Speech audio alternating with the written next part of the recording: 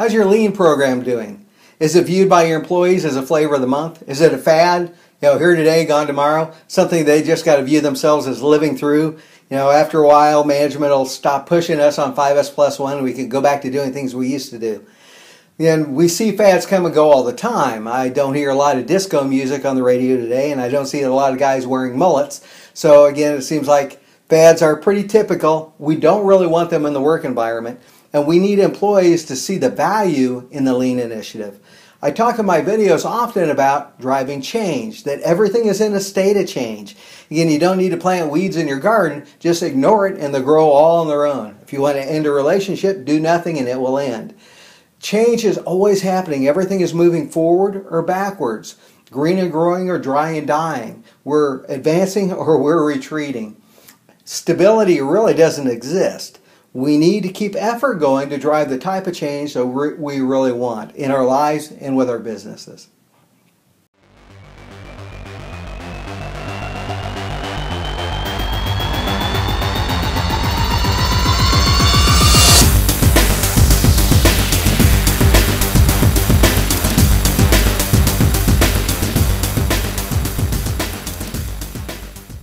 Hi, Brian McCorder here from Black Belt Lean Thinking, author of the X Factor Business, the Lean Business Model. And I want to talk to you about how to keep your lean program, your lean initiative, robust and growing, not fading away. We don't want it to be a fad of the month. And the way we do this is continuing to build value in it. We need to help be good mentors and coaches for employees and continue to show them the benefits of lean and help them to become better and better at the tools. I talk about in the X Factor Business that there are really 4 levels of lean that we'll go through, 4 phases, and they really reflect the 4 phases of learning. And what those phases are is, the first is ignorance, awareness, skill, and then mastery. Before we go to lean, let's use something like French cooking. We'll say that with ignorance, that first level, I've never heard of French cooking. I don't even know that it exists. Then a friend takes me to a French restaurant. I had the food. Wow, this is pretty good. Now that takes me to level 2, awareness. I now know about it. Level 3, I decided to buy myself a French cookbook. I take some lessons. I can make the food. I wouldn't eat it myself, but I'll serve it to my friends. That 4th one is mastery. I've become a world-renowned chef. Not only can I make French food, but I make really good French food. People pay large sums of money to come and eat my French cooking, and while I'm making it, I can be thinking about what I'm doing later. That's mastery. With lean, we'll go through those same phases. In the beginning, maybe in your environment, people have never heard of lean. So again, you're presenting it to them. You're showing the benefits, how 5S+1 surfaces problems in the work environment and makes things a lot better. Unless you really enjoy looking for things, you'd rather have what you need, when you need it, where you need it. So with every lean tool, it's like teaching a mechanic the principles of mechanicking and the tools that they would use to make their job easier. This is how we want to use lean. We want to teach it by its core benefits. Again, lean thinking is driving improvement, surfacing waste, and it's by using people and processes. So we need to roll it out in a way that people see these processes, 5S+1, TPM, whatever they are, high junka, from a standpoint of they're going to make their lives better. So walking through those again, we teach them in that first, so we take them from ignorance to awareness. And then with time, they'll develop those skills by practicing. When I teach lean, especially in my intro to lean class, what I usually teach is I'll teach those 4 phases, and I want to give them an awareness of all the tools and lean thinking, lean principles.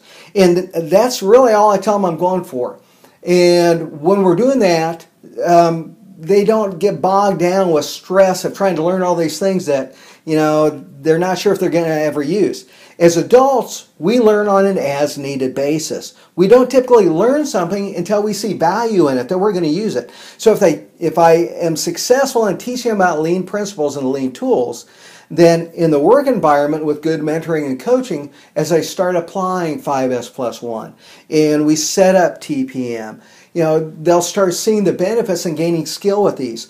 I've seen businesses lay it out this way. As a matter of fact, I was a mechanic back in 1997 when I was first introduced to lean.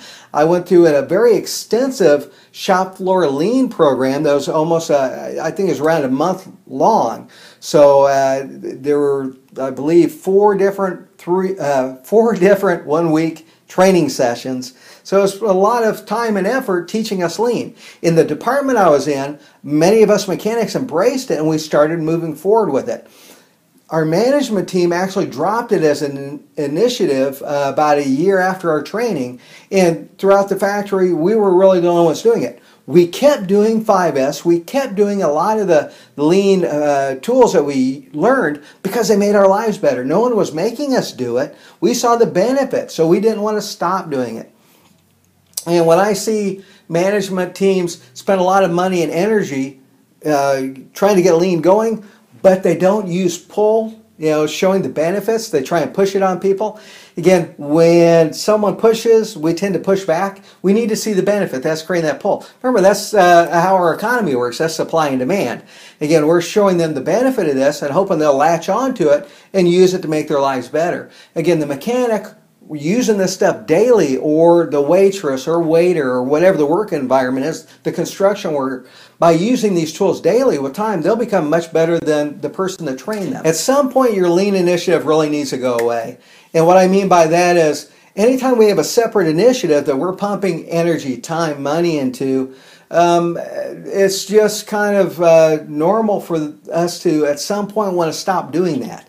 Accounting will look at, well, lean, we're spending all this money on training and this and that. Still, we've been doing this for a few years now. When are we going to be done with it? The way to protect your lean program is at some point you've got to infuse into your way of working. It is no longer a lean initiative. This is our system. This is how we work. Again, it doesn't matter if you're a dairy farm, an airport, an airline, a construction company, a manufacturer. You want to infuse all the tools and all the lean principles into your standard work and how you operate. Again, we have the Ford production system, the Toyota production system. Where I was at with Philips, we use lean tools to help create our Philips production system. So 5S plus 1 was just something we did as part of our Philips production system. It wasn't part of any separate lean initiative. This is how we worked. Have people really bought into the benefits of lean, or do they see it as a flavor of the month? Do they see it as a fad that, you know what, we just got to kind of live through this, and as soon as management forgets it, we can forget it too? You don't want that. You want them to see the benefits, and you want them walking through those 4 phases to where they're gaining skill. You got to remember those: ignorance, awareness, gaining skill, and mastery. So that 5 years into doing your lean, you've got masters of lean on the floor. They see the benefits and they've so embraced it that when they get new employees or training, they get them to embrace it as well. This is a strong and robust system. Again, everything is in that state of change, green and growing or dry and dying. So how is your lean program? Is it green and growing, or is it dry and dying? Have your employees seen the benefit? Do they understand those 2 core activities of surfacing problems and continuous improvement? Or is this just something that annoys them, that they have to do to keep their supervisor off their back? Look at your lean program, how you've promoted it, and what you can do to keep it green and growing.